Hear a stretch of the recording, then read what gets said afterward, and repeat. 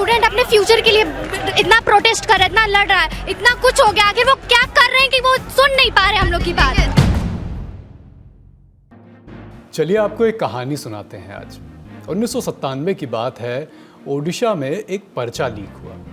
अखिल भारतीय विद्यार्थी परिषद ने फैसला किया कि पेपर लीक के खिलाफ सड़क पर उतरेंगे। भुवनेश्वर में ओडिशा सचिवालय के सामने विरोध प्रदर्शन आयोजित किया गया। करीब 1,500 छात्र इस प्रदर्शन में शामिल हुए। मांग थी कि पेपर लीक के लिए जो लोग जिम्मेदार हैं उन पर कार्रवाई हो और शिक्षा व्यवस्था में जवाबदेही तय की जाए। पर पुलिस ने प्रदर्शनकारियों पर लाठीचार्ज कर दिया, बुरी तरह पीटा।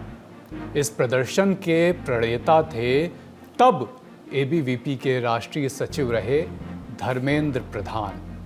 न्यू इंडियन एक्सप्रेस की एक रिपोर्ट बताती है कि वो भी पीटे गए, इतना पीटे गए कि शरीर में कई फ्रैक्चर तक हुए थे। Cut to 2026। आज शिक्षा मंत्री खुद धर्मेंद्र प्रधान हैं। पेपर लीक का मुद्दा है, छात्र सड़क पर हैं और पुलिस उन्हें बेरहमी से पीट रही है। इन सभी सिरों को आज विस्तार से जोड़ेंगे। नमस्ते और स्वागत, मैं हूं अभिषेक और आप देखना शुरू कर चुके हैं लल्लन टॉप शो।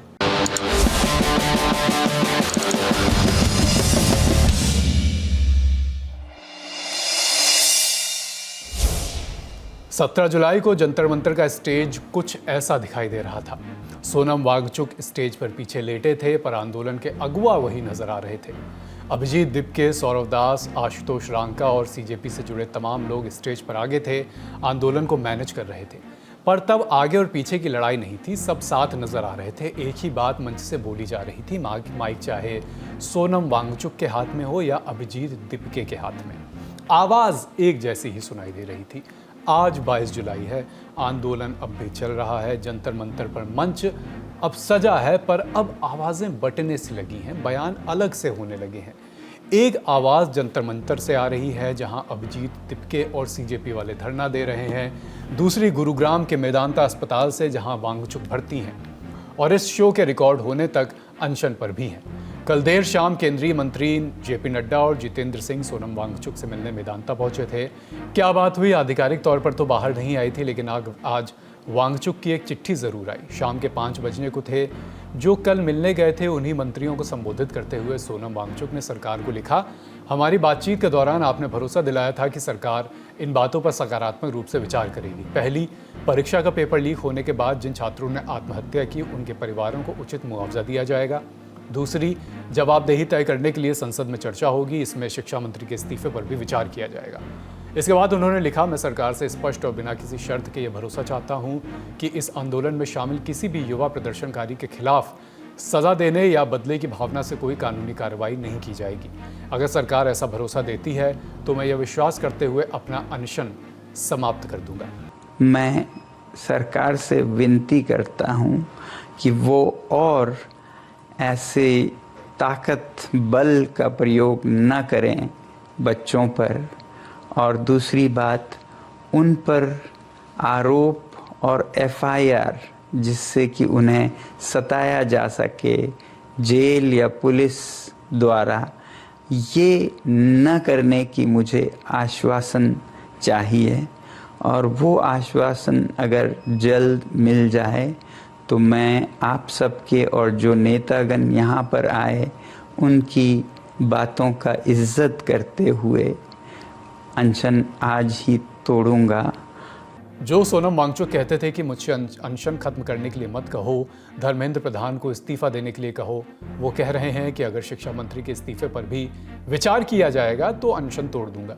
जो वांगचुक कहते थे कि जवाबदेही तय होनी चाहिए इसलिए इस्तीफा पहला कदम है, वो अब कह रहे हैं कि जवाबदेही तय करने के लिए संसद में गंभीर चर्चा हो। सोनम वांगचुक का ये बयान सरकार के साथ पहली सार्वजनिक मुलाकात के बाद आया है। पर क्या सीजेपी की भी यही मांग है? जवाब है नहीं।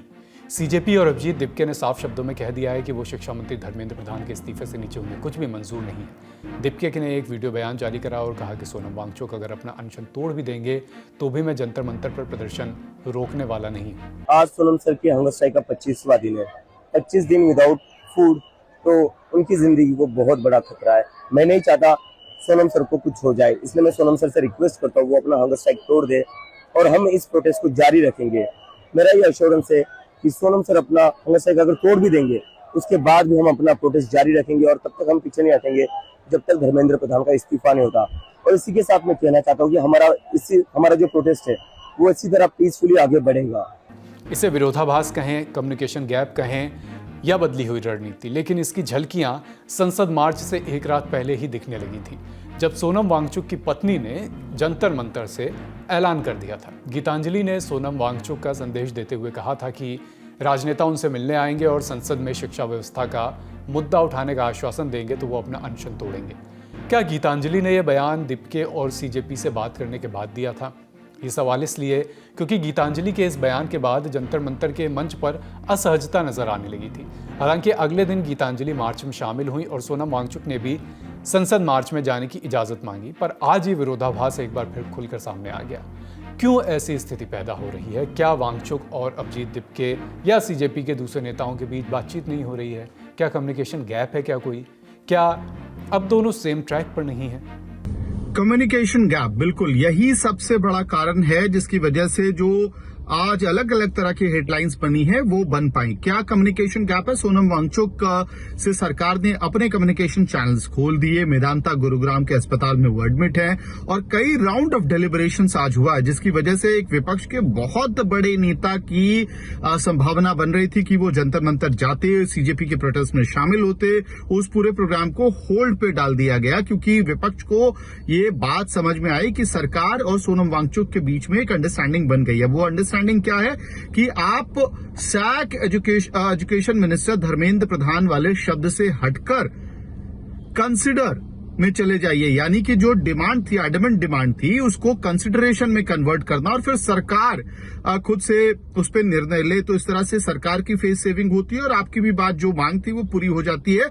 ऐसी स्थिति बनते हुए सामने आ सकती थी। लेकिन इसका असर क्या पड़ता है कि जंतर मंतर पे जहां अभिजीत दीपके पूरे प्रोटेस्ट को लीड कर रहे हैं, वहां से फिर रिस्पॉन्स में सोनम वांगचुक की चिट्ठी पब्लिक होने के बाद ये असर्शन डालना पड़ता है उनको, अपनी जनता को, अपने सपोर्टर्स को समझाने के लिए कि देखिए हम सैक धर्मेंद्र प्रधान वाले डिमांड से स्केल डाउन नहीं कर रहे हैं, हम अभी भी उस पर एडमेंट हैं कि ये प्रदर्शन तभी खत्म होगा जब सरकार शिक्षा मंत्री धर्मेंद्र प्रधान को हटाएगी।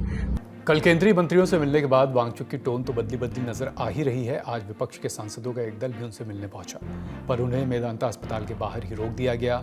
आम आदमी party, Samajwadi party, RJP, JMM के सांसदों का एक दल वांगचुक से मिलने जा रहा था, लेकिन पुलिस ने अस्पताल के बाहर ही उन्हें रोक लिया। पर एक मुलाकात आज और हुई।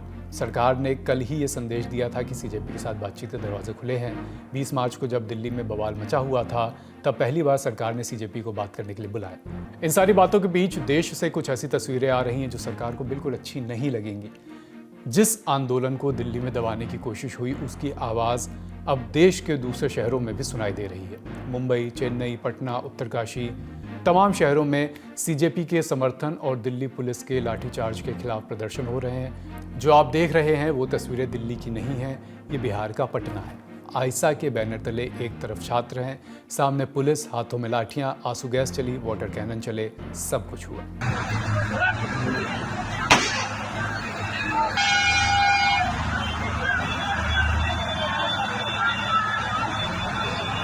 ये मुंबई का चेंबूर है। कुछ के हाथ में तिरंगा है, कुछ लोग पोस्टर लिए खड़े हैं। पीछे एक बड़ा सा पोस्टर है जिस पर वांगचुक की तस्वीर छपी है। बारिश के बीच नारेबाजी तेज होती गई, ज्यादातर युवा चेहरे ही नजर आ रहे थे। पुलिस हालात को संभालती हुई नजर आई।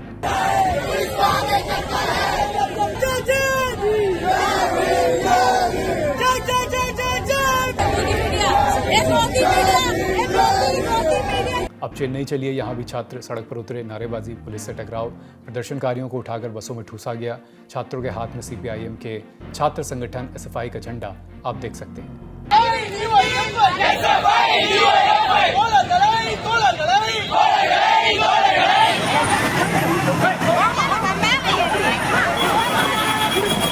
अब ये उत्तराखंड का उत्तरकाशी है। वी वांट जस्टिस के नारे लोग प्रदर्शन कर रहे हैं। मार्च निकाला गया।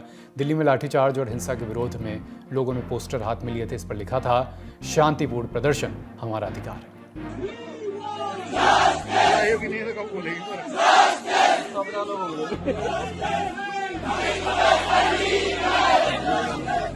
कमोवेश ऐसी ही तस्वीरें देश के कई शहरों से आई, पर सबकी नज़र दिल्ली पर है। दिल्ली में क्या चल रहा है और क्या होने वाला है। परसों टेंट उखाड़े गए, प्रदर्शनकारियों ने उसी रात एक बार फिर अपने तंबू तान लिए। संसद मार्च में शामिल होने युवाओं का हुजूम इकट्ठा हुआ, पुलिस की लाठियां पड़ी, आंसू गैस के गोले चले, भीड़ घर को लौट गई। आंदोलन का मरसिया पढ़ने की बातें होने लगी, लेकिन तमाम दावों को झुठलाते हुए 24 घंटे के भीतर जंतर मंतर पर लोग ऐसे जुटने लगे जैसे किसी नए आंदोलन की तैयारी शुरू हो चुकी हो। अगर आप जंतर मंतर पे 22 जुलाई के शाम का दृश्य देखें तो आपको कुछ इस तरह की भीड़ दिखाई देगी कि अलग अलग जगहों से लोग आके यहाँ पे जमा हो रहे हैं। एक भीड़ का हिस्सा तो वो भी है जो 20 जुलाई के पुलिस एक्शन से नाखुश है, इसलिए भी वो यहाँ पे आया है। और कुछ लोग ऐसे भी हैं जो पहले से ही यहाँ पे बने हुए हैं। इनमें एक हिस्सा उनका भी है जो 20 जुलाई के मार्च में हिस्सा लेने आया था, लेकिन मार्च पर हुए लाठीचार्ज और बल प्रयोग के बाद वो मार्च पूरा नहीं हो सका, तो एक उम्मीद में वो भी यहाँ पे जुटा हुआ है। हेल्थ की व्यवस्था की गई है कि एक इमरजेंसी हेल्प डेस्क दिया गया है। लगातार कुछ वॉलंटियर्स झोले लेके, बड़े बड़े जो बैग्स होते हैं गार्बेज बैग, वो लेके इधर जा रहे हैं कि ताकि लोगों को अगर कूड़ा है तो वो उसमें कलेक्ट करवाया जा सके। अगर आप देखें तो 20 जुलाई के बाद एक और बहुत ज़रूरी और बड़ा अंतर दिखाई देता है। पहले इस पूरे हिस्से में जहाँ पे सामने का स्टेज है और पीछे वो बैरिकेड है, तो इस पूरे हिस्से में पुलिस, RAF और IB के लोग दिखाई दे जाते थे। वो वीडियोग्राफी करते, वो फोटोज खींचते, वो लगातार पूछते, कानून व्यवस्था बनाते, लॉ एंड ऑर्डर मेंटेन करते, अपने तरीकों से देखे जा सकते थे। लेकिन 20 जुलाई के बाद पुलिस का लाठीचार्ज और सब कुछ के बाद जो स्थितियाँ खराब हुई, उसको देखते हुए लोगों ने थोड़ी, पुलिस बल ने इस प्रांगण से थोड़ी दूरी बनाई है। ये एक बड़ा अंतर देखने को मिलता है, क्योंकि पुलिस के खिलाफ रिजेंटमेंट लोगों का लाठीचार्ज, टीयर गैस के इस्तेमाल से, उसका एक बड़ा असर दिखाई देता है। लेकिन संख्या सिर्फ प्रदर्शनकारियों की ही नहीं बढ़ रही, दिल्ली में सुरक्षा बलों की चहलकदमी भी बढ़ी है। CRPF की 20 कंपनियों को दिल्ली बुला लिया गया है। न्यूज़ एजेंसी PTI ने सरकार के अधिकारियों के हवाले से जानकारी दी है कि CJP के प्रदर्शन, अलग अलग राजनीतिक दलों के विरोध प्रदर्शन के मद्देनजर और संसद के मौजूदा सत्र को देखते हुए CRPF की ये 20 कंपनियों को कोलकाता से दिल्ली एयरलिफ्ट किया गया है। 20 जुलाई को संसद मार्च के दौरान जब दिल्ली में प्रदर्शनकारियों की संख्या लाख पार करने लगी थी तो एक बारगी संभालना मुश्किल हो गया था। लुटियंस दिल्ली की हर सड़क पर छात्रों की भीड़ थी। पुलिस ने, सुरक्षा बलों ने भीड़ को काबू में करने के लिए प्रदर्शनकारियों को बुरी तरह पीटा, लेकिन कुछ एक प्रदर्शनकारियों ने पुलिस पर भी हमला किया। कई पुलिस वालों के घायल होने की भी खबरें आ रही हैं। फिर भी मोटे तौर पर यह कहा जा सकता है कि 20 जुलाई को हंगामा शाम तक शांत करा लिया गया था। हिंसा ज्यादा हुई नहीं, पर कल शाम को दिल्ली के कनॉट प्लेस से कुछ ऐसी तस्वीरें और दावे आए जो सच निकले तो सुरक्षा व्यवस्था के लिहाज से इसे अच्छी बात नहीं कहा जा सकता। दिल्ली पुलिस आगे बढ़कर इन दावों पर तथ्य स्पष्ट कर सकती है। हुआ क्या कि प्रदर्शनकारियों और पुलिस के बीच हिंसक झड़प हुई। सोशल मीडिया पर आए कुछ वीडियोस में ऐसे ही दावे किए गए कि भीड़ ने पुलिस को पीछे हटने पर मजबूर कर दिया। ये वायरल वीडियो आप देख सकते हैं जो कल शाम यानी 21 जुलाई को दिल्ली के कनॉट प्लेस का बताया जा रहा है। भीड़ हावी होती दिख रही है। हालांकि कुछ देर बाद दिल्ली पुलिस ने हालात पर काबू पा लिया, पूरा इलाका शांत करा लिया गया था। लेकिन ऐसे में सवाल दिल्ली की सुरक्षा पर खड़ा होने लगा था और 12 घंटे के भीतर दिल्ली में पैरामिलिट्री की तैनाती की खबर आ गई। जंतर मंतर पर जो बैरिकेड्स हटा लिए गए थे, जो CCTV हटा लिए गए थे, वो एक बार फिर इंस्टॉल हो गए हैं। प्रोटेस्ट का जो स्टेज था वहाँ भी बैरिकेड्स लगे हैं। चेकिंग के बाद ही प्रदर्शनकारी अब जंतर मंतर की प्रोटेस्ट साइट के अंदर आ सकते हैं और प्रोटेस्ट साइट के बाहर रैपिड एक्शन फोर्स का पहरा भी बढ़ा दिया गया है। लेकिन खबर इतनी भर नहीं है। संसद मार्च के दौरान कई ऐसी तस्वीरें आईं जिनमें बिना वर्दी के कथित पुलिस वाले छात्रों को पीटते दिखे। दिल्ली पुलिस की छवि को इन तस्वीरों ने बेहद नुकसान पहुंचाया। इसलिए दिल्ली पुलिस ने अपने जवानों को यह हिदायत दी है कि जंतर मंतर पर कोई भी पुलिस वाला अब सादे कपड़ों में नहीं जाएगा, वर्दी पहनना अनिवार्य। ऐसा करके दिल्ली पुलिस के शीर्ष अधिकारियों ने यह दिखाने का भी प्रयास किया है कि बिना वर्दी बच्चों को पीटने में उनकी रजामंदी नहीं थी। अब आपको इस आंदोलन की एक अनोखी तस्वीर दिखाते हैं। ये जो इतनी भीड़ रोज जुट रही है, इनका खाना पीना कैसे चल रहा है? ये भीड़ दिल्ली से नहीं आई है, देश के अलग अलग हिस्सों से आई है। ज़्यादातर युवा हैं, पर उम्र दराज लोग भी इसमें शामिल हैं, जंतर मंतर पहुंच रहे हैं। तो आखिर इस भीड़ का पेट कैसे भर रहा है? कुछ तस्वीरें आपको दिखाना चाहेंगे हमारे पीछे। ये तमाम खाने के पैकेट्स यहाँ पर पड़े हुए हैं। कुछ ज़ोमैटो से आए हैं, लाहौरी जीरा यहाँ पे आपको दिख जाएगा, मैकडी के पैकेट्स यहाँ पर हैं। तमाम खाना लगातार यहाँ पर पड़ा हुआ है। लोग जगह जगह से खाना भेज रहे हैं, पानी की बॉटल्स भेज रहे हैं ताकि लोगों के लिए पानी और खाना कम ना हो, ये अलग अलग जेस्चर्स जो है वो किए जा रहे हैं। ये ऑर्डर से खाना आ रहा है, ऑर्डर वाला पकड़ाता है और चला जाता है बस। कितने लोग भेज रहे हैं अभी भी खाना? ये तो बाहर विदेश से भी खाना आ रहा है, इंडिया से नहीं। अभी दुबई से कल 2000 पार्सल एक ही बंदा भेजा, 8 बार 2000 पार्सल। 2000 पार्सल एक ही बंदा 8 बार भेजा दुबई से।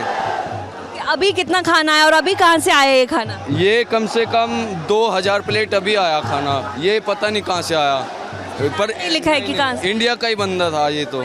हाँ, लगातार खाना आता जा, लगातार, बिल्कुल। कोई भी आदमी भूखा, पानी की वजह से कोई किसी चीज़ की दिक्कत नहीं है। ये आज की तस्वीरें हैं, ये आज का आंदोलन है।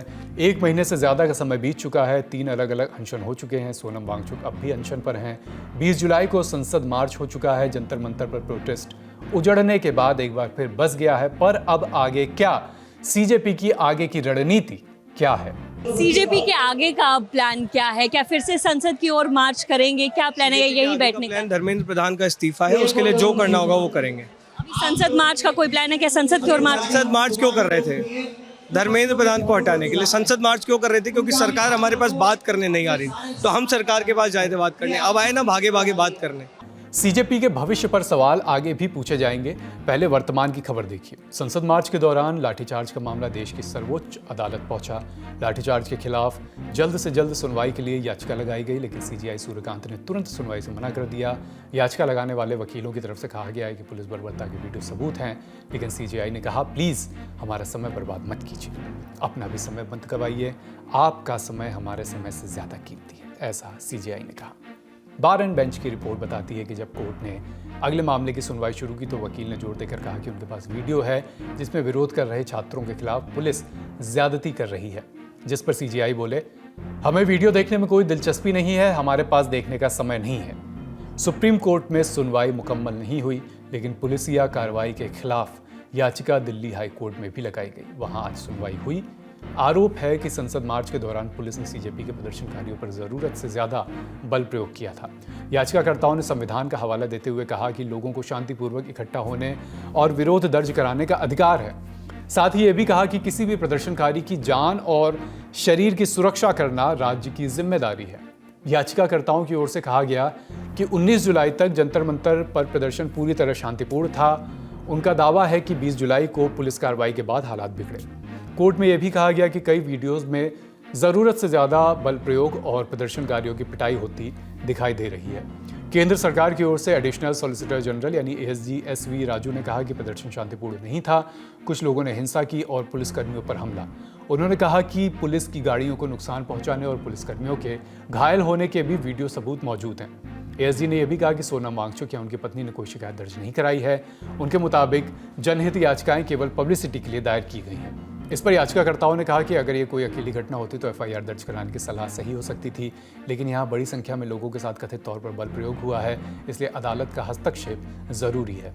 सुनवाई के दौरान चीफ जस्टिस देवेंद्र उपाध्याय की बेंच ने एएसजी से पूछा कि अगर कोई गैरकानूनी जमावड़ा हो जाए तो उससे निपटने का तय प्रोटोकॉल क्या है। कोर्ट ने यह भी कहा कि जनहित के ऐसे मामलों में यह नहीं कहा जा सकता कि हर प्रभावित व्यक्ति खुद अदालत में आए तभी सुनवाई होगी। वहीं केंद्र सरकार और दिल्ली पुलिस को दिल्ली हाई कोर्ट ने नोटिस जारी किया।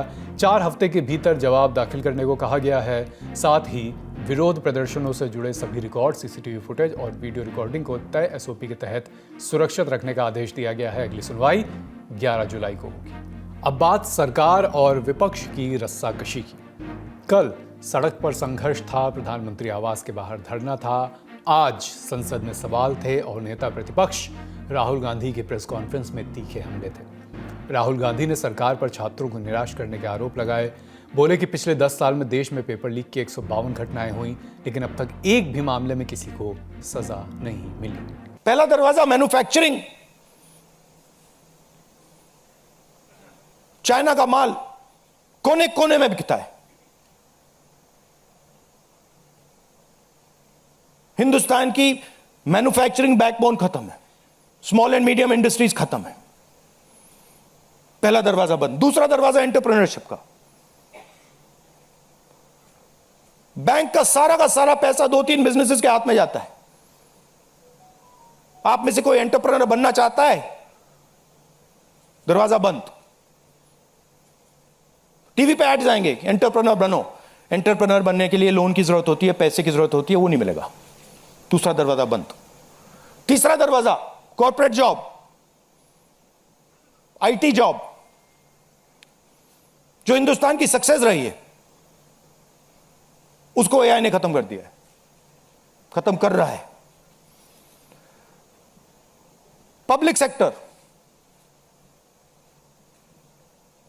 बंद, पूरा प्राइवेटाइज कर दो, खत्म कर दो। तो एक ही रास्ता है, वो सरकार वाला, गवर्नमेंट एग्जाम। और फिर उसमें कहते हैं सबसे पहले पूरी अपनी आमदनी दो, उसके बाद हम सिस्टम को रिग करेंगे। और आप लोग मिडिल क्लास के लोग, गरीब लोग अपना पैसा डालो, और जिसके पास 40-50 लाख रुपए है वो पीछे से बैकडोर से घुस जाएगा। ये 3 कारण हैं कि दिल्ली के स्टूडेंट्स, हिंदुस्तान के स्टूडेंट्स गुस्से में है, बाहर है। इसके अलावा शाम को 8:30 बजे जेपी नड्डा ने भी प्रेस कॉन्फ्रेंस की। क्या कहा, कुछ प्रमुख बातें सुनिए। वेस्ट बंगाल में पुलिस कांस्टेबल का रिक्रूटमेंट एग्जाम पेपर लीक हुआ, वहां उस समय टीएमसी की सरकार थी।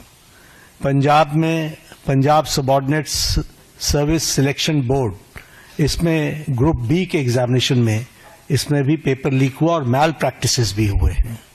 उसी तरीके से केरला में स्टेट में पीएससी के 26 एग्जाम पेपर में इरेगुलरिटीज हुई हैं। कर्नाटक में जहां पर कांग्रेस की सरकार है वहां भी प्रेपरेटरी बोर्ड एग्जाम में पेपर लीक हुआ, पीयूसी के पेपर में लीक हुआ। तो इस तरीके से मेरे को तो ये कुछ नाम मैंने लिए हैं अभी। ये इसकी बहुत लंबी फेयर लिस्ट है जिसके बारे में हम चर्चा चाहेंगे कि जब चर्चा हो। लेकिन मैं पूछना चाहूंगा विपक्ष के नेता से, राहुल गांधी जी से, कि आप सिलेक्टिव क्यों हैं? Why are you so selective? आपने यूपीए की और यूपीए के सपोर्टेड सरकारों को, जिसे हम इंडी गठबंधन कहते हैं, इंडी अलायंस कहते हैं, उनकी गवर्नमेंट्स के बारे में आपने क्यों नहीं चर्चा की? क्यों आपने अपने आप को उससे अलग रखा? यह स्पष्ट बताता है कि आपका उद्देश्य छात्रों का हित नहीं है। इससे पहले संसद में भी तकरार देखने को मिली। सरकार और विपक्ष में तो तकरार दिखी ही, विपक्ष में आपसी तकरार भी देखने के कुछ संकेत मिले। ये खबर कल ही आ गई थी कि सरकार संसद में नीट परीक्षा लीक पर चर्चा के लिए तैयार है। आज सदन में भी सरकार ने चर्चा के लिए हामी भरी, पर कांग्रेस ने कल वाली मांग दोहराई, धर्मेंद्र प्रधान का इस्तीफा हो। इसके बाद संसद में चर्चा होगी। स्पीकर ओम बिरला ने मौका दिया। कांग्रेस सांसद केसी वेणुगोपाल ने लोकसभा में भी यही मांग दोहराई, पर इतने में अखिलेश यादव भड़क गए। बोले, हमको मौका क्यों नहीं मिला बोलने का? सरकार ने बोला, कांग्रेस ने बोला, क्या दोनों के बीच कोई डील हो गई है क्या? ये मुद्दा कांग्रेस, समाजवादी पार्टी, बीजेपी का नहीं है। ये मुद्दा युवाओं और छात्र नौजवानों का है। आपने इनको बुलवा दिया, क्या समझौता कर लिया आपने? क्या आपने क्यों नहीं बोलने दिया हमें? अध्यक्ष महोदय, अखिलेश ने कहा कि इस्तीफा तो हम सड़क पर ले लेंगे, बाहर भी ले लेंगे, पहले तो छात्रों के साथ जो बर्बरता हुई है उस पर संसद में चर्चा होनी चाहिए। हालांकि बाद में अखिलेश ने कहा कि कोई मतभेद नहीं है, कांग्रेस और सपा दोनों सेम पेज पर हैं, फ्लोर कोऑर्डिनेशन में ऐसी दिक्कतें हो जाती हैं, पर सब ठीक कर लिया जाएगा। ये क्लैरिटी इसलिए ज़रूरी थी क्योंकि कल राहुल गांधी और अखिलेश यादव हाथ में हाथ डाले नजर आए। पीएम हाउस के बाहर दोनों को पुलिस से जूझते देखा गया, दोनों को पुलिस ने डिटेन किया। और विपक्ष के धरने के विरोध में आज बीजेपी ने देश भर में कांग्रेस दफ्तरों के बाहर प्रदर्शन भी किया। पटना में तो इतनी स्थिति बिगड़ गई कि एक तरफ से बीजेपी वाले पत्थर चला रहे थे, दूसरी तरफ से कांग्रेस वाले। दोनों तरफ से लाठियां चल रही है, देख सकते हैं यहाँ पर दोनों तरफ से जो है वो लाठियां चलाई जा रही हैं बीजेपी और कांग्रेस नेता कार्यकर्ताओं के बीच में। और स्थिति बेहद तनावपूर्ण है इस वक्त पटना में। और देखिए, पत्थर भी चलना शुरू हो चुके हैं। यहाँ पर पत्थरबाजी भी जो है वो की जा रही है। और देखिए किस तरीके से एक दूसरे पर लाठी यहाँ पर भांजा जा रहा है, कैसे एक दूसरे पर यहाँ पर लाठियाँ भांजी जा रही हैं। पार्टी के नेता कार्यकर्ता एक दूसरे पर पत्थरबाजी और लाठियाँ चलाते हुए नजर आ रहे हैं। क्या ये ये देख सके, ये देखिए एक दूसरे पर किस तरीके से, देखिए यहाँ पे किस तरीके से एक दूसरे पर लाठियां चलाई जा रही हैं। और ऐसी ही तस्वीरें उत्तर प्रदेश, मध्य प्रदेश समेत देश के कई अन्य राज्यों से आई। यह आरोप प्रत्यारोप का दौर अभी थमता तो नजर नहीं आ रहा। जो भी होगा हम आप तक पहुंचाते रहेंगे। बड़ी खबर में फिलहाल इतना ही। अब बारी सुर्खियों की। एक दिन पहले सीजेपी के मंच पर नजर आने वाले शरद पवार आज पीएम मोदी से मिलाए। साथ में बिटिया सुप्रिया सुले भी थी। महाराष्ट्र के कृषि संकट के बारे में पीएम को बताया। नीतिगत कमियों को दूर करने, वाटर मैनेजमेंट सुधारने और वेलफेयर स्कीम्स को लोगों तक सही ढंग से पहुंचाने पर बात हुई। दोनों नेताओं की मुलाकात ऐसे समय हो रही है जब सदन का मानसून सत्र चल रहा है। सरकार इस सत्र में डीलिमिटेशन बिल पास कराने की पूरी तैयारी में है। विपक्ष के सांसदों को अपने पक्ष में करने का हर संभव प्रयास चल रहा है। सुप्रिया सुले किंतु परंतु के साथ बिल के समर्थन की बात कह चुकी है। तो क्या अब पवार परिवार अपनी पार्टी संग एनडीए में शामिल होगा क्या? पूछा जा रहा है कि क्या नीतीश के बाद शरद पवार भी सबके हैं? ऐसे राजनीतिक गलियारों में अटकलें लग रही हैं। इन अटकलों को शांत करने की कोशिश भी हुई। कोशिश की शरद पवार गुट वाली एनसीपी के अध्यक्ष शशिकांत शिंदे ने कहा कि पार्टी के एनडीए में शामिल होने का कोई प्रस्ताव नहीं है। लोगों से पीएम की मुलाकात के मायने न निकालने की अपील भी कर डाली। राम मंदिर ट्रस्ट का सीईओ कौन होगा? ट्रस्ट का आगे का रोड मैप क्या होगा? इन सब पर चर्चा करने के लिए आज अयोध्या में ट्रस्ट की एक मीटिंग हुई, लेकिन सीईओ के नाम पर कोई फैसला नहीं हो सका। इतनी जल्दी फैसला लेना थोड़ा कठिन तो है, क्योंकि 18 जुलाई तक तो झउआ भर के सीवी ही उनके पास आ रही थी।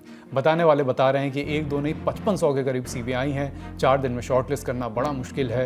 ये हमसे बेहतर कौन ही जानता है। लेकिन मीटिंग का लब्बो-लुआब क्या था वो जान लेते हैं। सीईओ की नियुक्ति महीने भर के लिए टली। चयन समिति को प्रोसेस पूरा करने के लिए 1 महीने का समय मिला है। पहली बार राम मंदिर ट्रस्ट अपना आधिकारिक प्रवक्ता नियुक्त करेगा। चढ़ावे की गिनती में एसआईटी जांच अभी पूरी नहीं हुई है, इसलिए ट्रस्ट ने इस मामले में कोई अंतिम फैसला अभी नहीं लिया है। एसबीआई की भूमिका पर ट्रस्ट ने नाराजगी जताई है, समीक्षा के आदेश दिए हैं। ट्रस्ट की अगली बैठक 2 सितंबर को होगी। उम्मीद है कि तब तक सीईओ के नाम पर मुहर भी लग जाएगी। अगली सुर्खी, अरावली की पहाड़ियों से जुड़े मुद्दे की जांच के लिए सुप्रीम कोर्ट ने एक हाई पावर्ड कमेटी बनाई है। अब इस कमेटी ने आम जनता और स्टेक होल्डर से सुझाव मांगे हैं जिनकी रोजी रोटी या हित अरावली पर्यावरण से जुड़े हैं, जो उसके लिए सजग या उसकी बेहतरी चाहते हैं। वे अपने सुझाव इसमें दे सकते हैं। सुझाव 21 दिनों के भीतर ईमेल या आधिकारिक गूगल फॉर्म के जरिए दिए जा सकते हैं। कमेटी को 31 अगस्त तक सुप्रीम कोर्ट में एक डिटेल रिपोर्ट दाखिल करनी है। आज का लंदन टॉप शो यहीं समाप्त होता है। अपना और अपनों का ख्याल रखिए। शुक्रिया। शुभ रात्रि।